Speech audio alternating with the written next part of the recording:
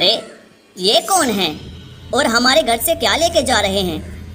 पिताजी, आप घर में जाकर आराम कीजिए, मैं जरा इनको देख कर आता हूँ। अरे ये क्या, ये दोनों तो उस कुएं में चले गए। ऐसे कैसे हो सकता है? लगता है कुछ राज है उस कुएं में, मुझे जाकर पता करना होगा। इतना कहकर राकेश भी उस कुएं के अंदर चला जाता है। बेटा, मैंने दवाई दे दी है, अब ये दवाई अपने पिताजी को सुबह और शाम देते रहियो। तुम्हारे पिताजी को इन दवाइयों से कुछ राहत मिलती रहेगी। अच्छा बेटा, अब मैं चलता हूँ।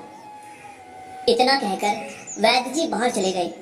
राकेश उनके पीछे पीछे घर से बाहर गया और उन्हें रोककर बोला, वैद्य जी, पिताजी को आखिर क्या बीमारी हुई है? वैद्य जी, आप पिछले 6 महीनों से पिताजी को दवाई, लेकिन अभी तक इनकी हालत में कोई सुधार नहीं आया। बेटा राकेश, मैं खुद हैरान हूँ कि आखिर तुम्हारे पिताजी को क्या बीमारी हुई है जो ठीक होने का नाम ही नहीं ले रही है। और सच कहूँ तो बेटा, मुझे लगता है तुम्हारे पिताजी को जो बीमारी है उसका कोई इलाज नहीं है, जो अब ठीक हो पाना मुश्किल ही है। अच्छा बेटा, अब मैं चलता हूँ, तुम अपने पिताजी का ख्याल रखना। अच्छा, तो राकेश के पिता को कोई लाइलाज बीमारी हो गई है जो वैद्य जी भी ठीक नहीं कर पा रहे हैं। इसका मतलब जरूर कोई गंभीर बीमारी हो गई होगी। अरे कैलाश भाई, जरा हमें भी चाय पिला दो और साथ में पकौड़ियाँ भी दे देना गरम गरम। कैलाश भाई, आपके पास बकरी का दूध है क्या? नहीं भाई, मेरे पास तो नहीं है बकरी का दूध। वैसे तुम्हें बकरी का दूध चाहिए क्यों भाई? अरे दीनू भाई, मेरे बेटे की तबीयत बहुत ख़राब है।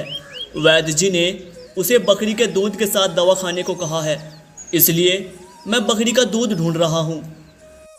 लेकिन क्या हुआ है तुम्हारे बेटे को? पता नहीं भाई, आखिर क्या हुआ है। 1 हफ्ते से ना तो ढंग से कुछ खाता पीता है और ना ही बाहर निकलता है, बस सारा दिन बिस्तर पर पड़ा रहता है। कभी कभी तो बुखार भी बहुत तेज आ जाता है। अरे तुम तो उस राकेश के घर की पास वाली गली में रहते हो ना? हाँ, मैं उधर ही रहता हूँ। होना ही था। और क्या, अभी तो ये शुरुआत है। क्या मतलब है तुम्हारा? मैं कुछ समझा नहीं। अरे अब मैं तुम्हें क्या बताऊं, लेकिन अब मुझसे रहा भी नहीं जाता। मैं इस गांव को ऐसे बर्बाद होते देख भी तो नहीं सकता ना। अरे दीनू भाई, जो भी कहना है साफ साफ कहो ना। ये तुम घुमा फिरा के बात कर रहे हो, मुझे कुछ समझ नहीं आ रहा। अरे क्या तुम्हें नहीं पता, तुम्हारे पड़ोसी राकेश के पिता को कोई लाइलाज बीमारी हो गई है। मैंने खुद अपने कानों से सुना था वैद्य जी को कहते हुए, और इसी वजह से गांव के लोग भी धीरे धीरे बीमार हो रहे हैं। अगर जल्दी से इसका कोई तो हमारे गांव को बर्बाद होने से कोई नहीं बचा सकता। गांव के लोग अब इस बात से डरने लगते हैं, तो गांव के लोग अपने ही गांव के मुखिया के पास जाते हैं। मुखिया जी, हमारे गांव पर एक बहुत बड़ी परेशानी आने वाली है। मुखिया जी, कृपया आप इस समस्या का जल्द से जल्द समाधान करें। कैसी परेशानी आने वाली है भैया, जिसका तुम्हें पहले से ही पता चल गया? क्या है वो परेशानी?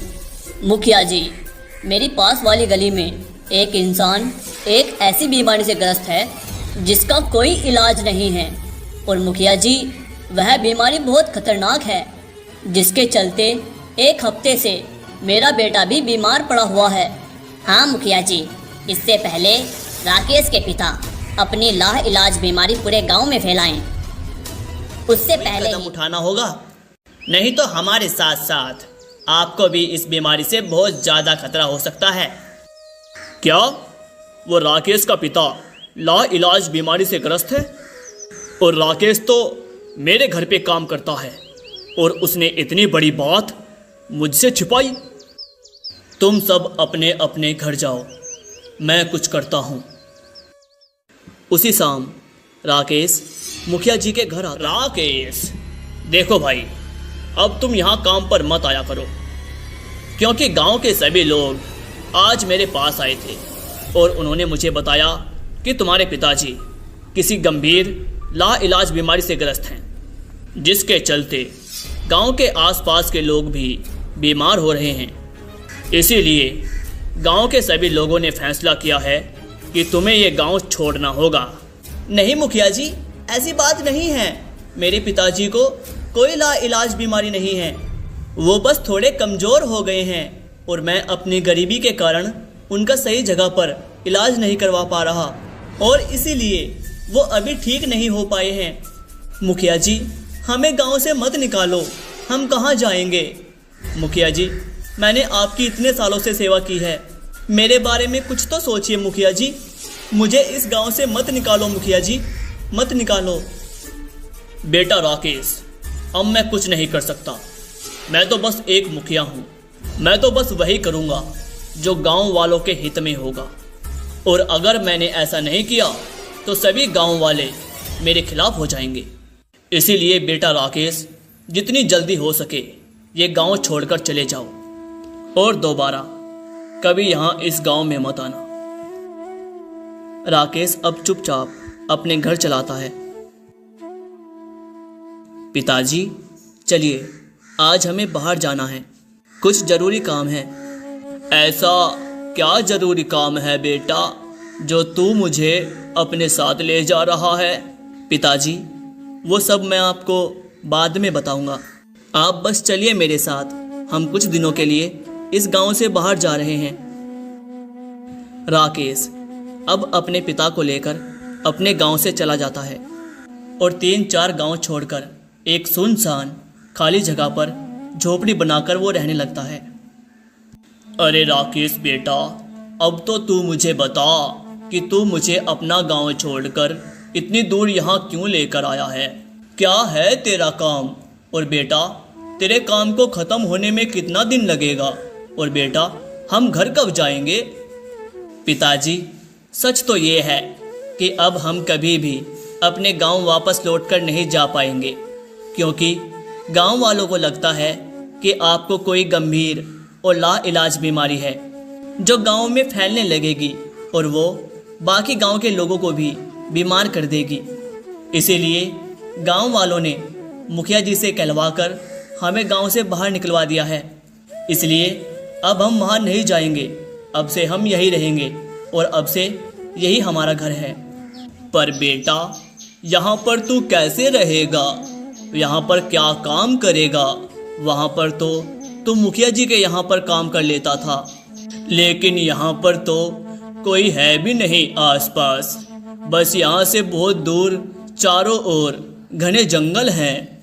पिताजी, आप चिंता मत कीजिए, जंगल के उस पार एक गांव है जहाँ रोज बाजार लगता है।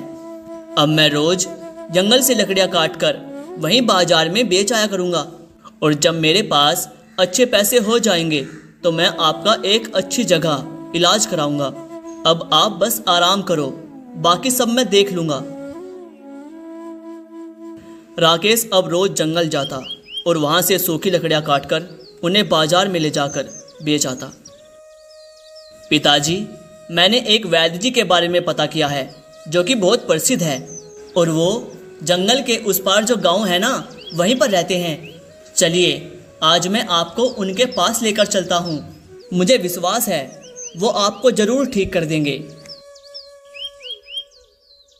राकेश अब अपने पिताजी को उन वैद्य जी के घर पर ले आता है। नहीं, मुझे तो कुछ भी समझ नहीं आ रहा कि आपको क्या बीमारी है, लेकिन मैं कुछ दवाई दे रहा हूँ, इन्हें खाते रहना। इनसे आपको नींद अच्छी आएगी और दर्द नहीं होगी।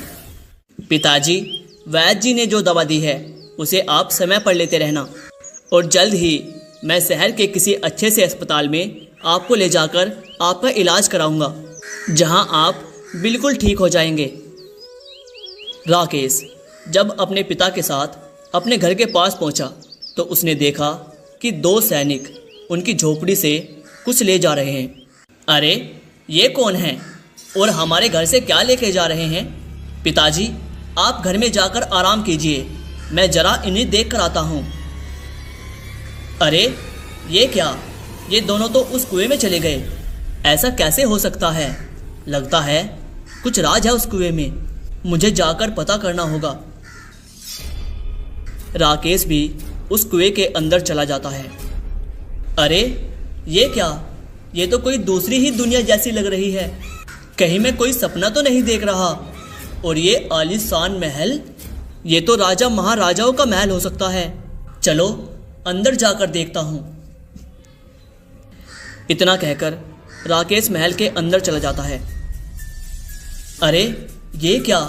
ये तो सचमुच कोई राजा है और आसपास सैनिक भी हैं। कौन हो तुम और कहाँ से आए हो? महाराज, मैं उस कुएं के रास्ते से आया हूँ।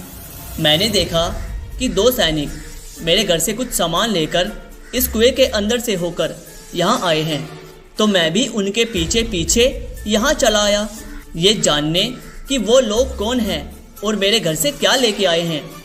अच्छा, तो वो तुम्हारे घर से भोजन लाए हैं? ओ अच्छा, तो ये बात है। फिर तो कोई बात नहीं। आप अपनी पुत्री के लिए जब चाहें तब हमारे घर से भोजन ले जा सकते हैं महाराज। क्या सच में तुम हमें भोजन देने के लिए तैयार हो? हाँ महाराज, हम आपके सैनिकों को जरूर भोजन देंगे जब भी वो हमारे पास आएंगे। तुमने हमारी एक बहुत बड़ी समस्या का समाधान किया है, इसलिए हम तुम्हें एक जादुई घड़ा दे रहे हैं जिसके अंदर ढेर सारे सोने के सिक्के भरे होंगे और वो सिक्के कभी खत्म नहीं होंगे, जिससे तुम हमारी पुत्री के लिए रोज भोजन बनवा सकोगे।